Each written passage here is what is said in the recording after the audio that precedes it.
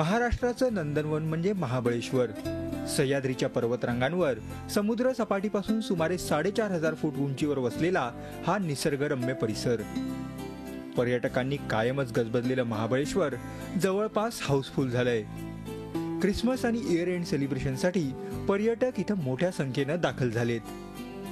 गुलाबी थंडीसोबतच हिरवा निसर्ग, सुंदर बगीचे, उद्यानं, श्वास रोखायला लावणारी दृश्य पर्यटकांना मोहिनी घालतात.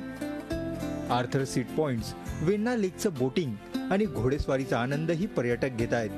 It's the perfect time to be here. बहुत ज़्यादा कोल्ड भी नहीं है, बहुत ज़्यादा हॉट भी नहीं है. You can enjoy throughout the day. सारे स्पॉट्स आप विजिट कर सकते हैं विदाउट हैविंग द सन.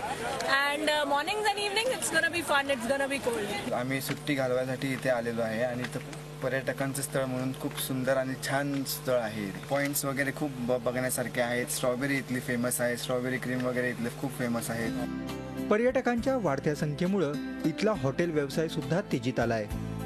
80% सर्वांचं बुकिंग झाले. मोठे हॉटेल जवळजवळ फुल आहे. साधारण 2,000च्या दरम्यान बेसिक हॉटेल जे आपल्याला नॉर्मल हॉटेल मिळते.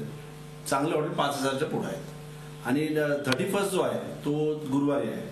त्यामुळे त्याच्यानंतर पण गुरुवार, शुक्रवार, शनिवार ते पण क्राऊड चांगला आहे.